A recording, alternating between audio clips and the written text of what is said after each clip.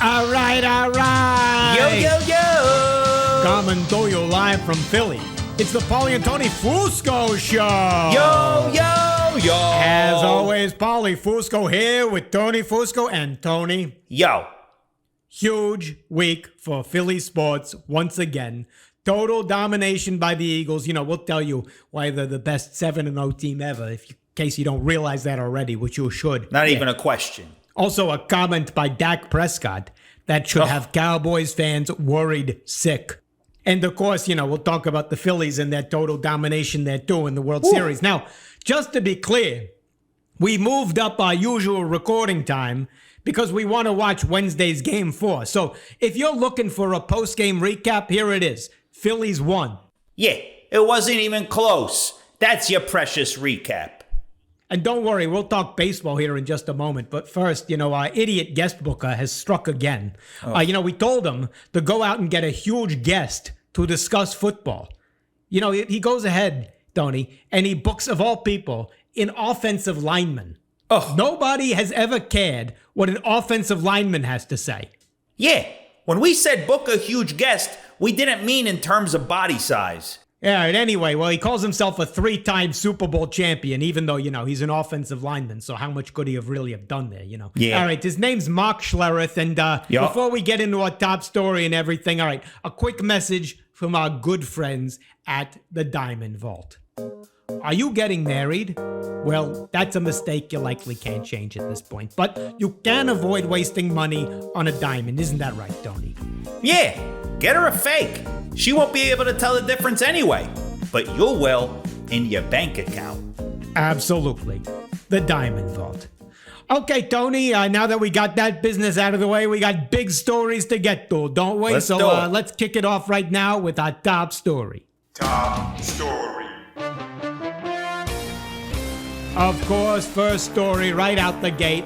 Phillies on their way to becoming World Series champions. Yeah. And you know, Tony, who cares what happens in Game 4? It doesn't matter. Doesn't even matter. Game 3 told us everything. We don't need to see the rest. The game was over. Harper's moonshot, first inning, over.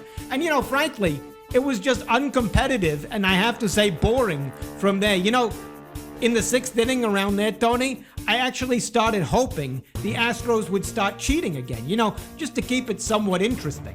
I mean, you're absolutely right. That would have actually been better. You know, don't let them cheat enough where they could win, but maybe give them 2 or 3 trash can bangs per game just to keep it close and not totally humiliate the Astros. I mean, just to make it competitive. Great suggestion, Tony. And, you know, I hope the MLB is listening here because, you know, everybody out there already knows the Astros are degenerate cheaters. This is no secret. So why not just let them go ahead and make cheating part of the game, right? Yeah. You know, like you could see broadcasters working it into the broadcast like Altuve at the plate. Ooh, he strikes out on 3 pitches. Looks like he should have used his trash can bang there. Total missed opportunity for Altuve. See, that right there makes the game so much more interesting, adds a whole nother layer. And, you know, we got to consider preserving the game of baseball here, Tony. You know, the World Series has hundreds of millions of viewers. You can't bore them. You know, with shutout ball games. And when you look at it, more cheating would be good for the game. Couldn't agree more. Well, now we got to turn our attention to another huge story out of Philly.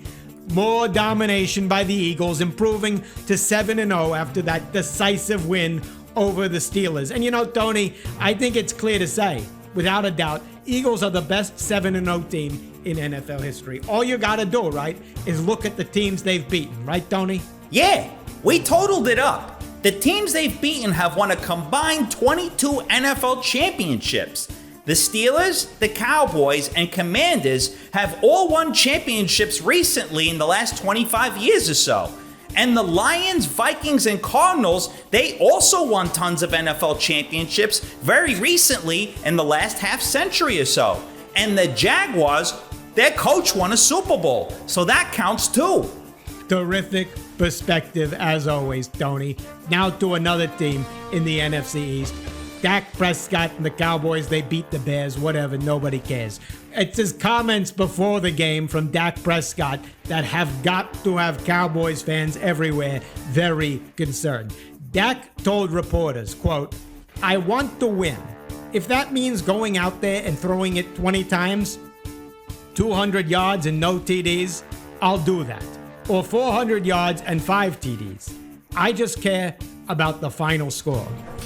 Tony, this just shows you that Dak Prescott has a fundamental misunderstanding of the game of football. Isn't that right? Absolutely. Does this guy understand how football even works?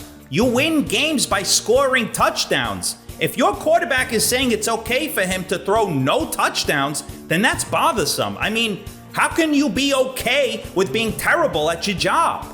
You know, Tony, there's a disturbing trend in the business world right now called quiet quitting, where people just stop doing their jobs. And sadly, it looks like Dak is one of these quiet quitters. I mean, you look at his stats this season, not good, Not right? good at all. You know, you look at the most important stat for a quarterback, touchdown passes, Dak only has 3, putting him in a 7-way tie with names like Mitch Trubisky, Teddy Bridgewater, PJ Walker, and Zach Wilson. Embarrassing. Absolutely embarrassing for Dak Prescott. You know, stats like that you just can't argue with. Yeah, of course. They just expose everything. All right, Sure finally do. to a story out of the NBA. You know, we're only a few games into the NBA season, so nobody gives a crap about what's happening in the NBA. Nobody. But we did see this story just come across the wire. This is from ESPN. Russell Westbrook buys house in Los Angeles across the street from LeBron James. Smart. And Tony, this is just such a great lesson for other pro athletes, isn't it? Because, you know, if you're worried about losing your job, well, this is what you should do. Sounds smart, right? Just simply buy a mansion right across the street from someone more important on the team. They're not going to get rid of you, right, Tony? Yeah. You know, Carson Wentz would still be an Eagle if he just followed this strategy. After games, he used to go off into the woods where nobody lived except squirrels and birds. Maybe if he bought a house next to Jalen Hurts, he'd still be on the team. You have to wonder. And, you know, on the subject of Jalen Hurts and the Eagles, we're going to discuss that with our guest. I see him coming on the line, so let's bring him on the Fusco Satellite Network. Fusco Satellite Network. All right.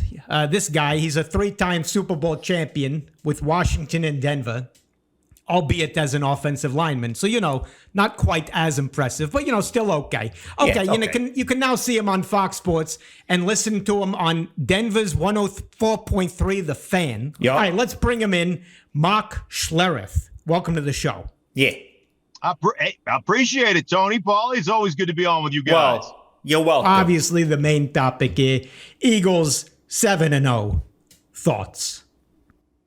Hey, listen, man, I've done 2 Eagles games this year, and I've got nothing but positive things to say. Well, I've got a few things that I'd like to see, going forward, because I still don't think they put 4 quarters together. Whoa.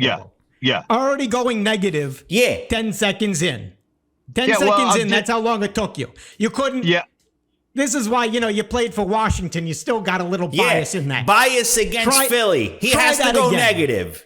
Try that again, please. I'm just telling you what I'd like to see moving forward. Now, here's the thing that fascinates me about... What you'd like to see moving forward. The team is 7-0. Yeah. They've beaten the Steelers, Cowboys, both reputable organizations. You want to change things? Explain. No, I just said I want to see them put 4 quarters together in one game. They play 4 quarters every game. They play 4 quarters every game. Okay, four. I'd like to see them offensively perform for 4 straight quarters. Here's the thing I'll tell you guys about the Eagles. Hold on a moment. Hold on. What's going on here? As an offensive lineman, it must be harder for you to observe the game because your head's always buried in other guys' butt cheeks. You got guys in your face. Maybe you just don't know what's going on in the game because this analysis makes no sense. Yeah, well, here's the deal. I think that the Philadelphia Eagles are right now, as constructed, the best team in the NFC. There you go. Okay. NFL, you meant to say. NFL. Yeah, well, I think in the NFC, they're the best team. We don't go. We're not going to get into how they would fare against Kansas City or how they'd fare against the Buffalo Bills. Because right now, I think they are. Okay. I think they are the best team in the NFC. Here's what I love about them. All right, let's start off. Maybe I started off wrong. Okay. I apologize for starting off. Okay, Okay. Yeah. All right. Here's what I love. There are some teams that are big and strong. There are some teams that are fast and athletic. The Philadelphia Eagles are big, strong, fast, and athletic. They can beat you in a myriad of different ways. They can pound the rock on you. They can beat you up physically, but they also have style points, right? They're athletic. They can get to the edge. Love their offensive linemen. Best 7-0 team in NFL history. Would you agree? No, I would not. Again, I wouldn't agree with that. I was on a 7-0 team that won a world championship. I was on a 13-0 team. It comes back to you. You have trouble. You have trouble admitting. No, you have trouble admitting. I was on I was on a 13-0 team in Denver, so that takes away the bias. In the AFC West. Easiest division in football. Right, we played you. Well, we played the Eagles that year, and we ran them out of. I mean, we absolutely curb stomped the Eagles. I think we scored like 7 why don't we talk TDs. about things from 20 years ago? Yeah, what are you going to tell me? That Friends is the best TV show on right now? Yeah, what are you, exactly. What kind of reference is that? Talk in the now. You're a sports talk person. Yeah. I am talking the now. I told you. I think they are constructed in a way that makes them exceptionally hard to play. I think the Philadelphia Eagles are great, but I would like to see them play four quarters of football. They beat Washington. They didn't score after halftime. They beat the Minnesota Vikings. They didn't score after halftime. They didn't need to. Basic math. But wouldn't you like to see it? You'd like to see them score after halftime? Let's just ask the truth. Okay. Yeah. You're kind of jealous because it's tough for you as a Washington player. Just admit it. Just admit. Let's hear it right now. Admit that you're biased and you can admit it right here. Come on. No, I will not. I will not admit. I really like the Eagles, and I like the coaching staff a ton. Can I ask you one question?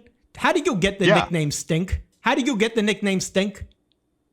It comes from rotten fish heads in Alaska. No. It comes from your performance in this interview. An interview. You're off the show. Yes, that's right. Yeah. You're off the show because you stink in interviews. You're off the show. Goodbye. See ya. Offensive lineman, you're just offensive. Offensive lineman. Yeah. Is he off the line? Jay, hang up the phone. Talk about 4 quarters. I could have used only 1 quarter of that interview. Or less, exactly. Yeah, all right. Anyway, let's just wrap the show there. Get out on a good note. We're going to thank our sponsors, our good friends at the Diamond Vault. Oh, no. What? Who, if it isn't producer Jay, who belongs in a vault and we throw away the key? What? Stink Jr. What? Hey, what? Look, you said Dak has only 3 total passing touchdowns. Yeah. He's only played in like 2.5 games. Yeah, and he only has 3. Pathetic. Yeah. Okay, but look, you can't use totals when a guy's been out, especially due to an injury. Oh, yeah? Well, you're due for an injury. Yeah. We're going to total Now, that's it. No more. Tony. Yeah, enough of that. Enough of that. We're done. What? Second, you said the World Series gets hundreds of millions of viewers. Yeah. No. Game 1 got 11 million viewers, which was decent, but a little short of hundreds of millions. Not that many people are watching. Yeah, just like not many people are watching this part of the show where you ramble on. Yeah. Guess how many people are watching you? 0. Yeah. Last one. What? You said Carson Wentz lived out in the woods? Yeah. Huge mistake. He lived in a house in South Jersey. That leads to an important question. Can you go live in the woods? Yeah. They're going to find your body out in the woods if you don't stop interrupting the show. Yeah. Now enough out of you.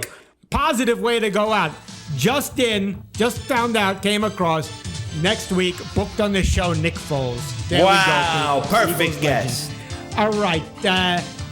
Remember, follow us on TikTok All our major platforms are just We're all blowing up. over. And Tony, great job as always. Same to you, Paulie. Another flawless show. There you go. We'll see you people next week. Bye. See ya.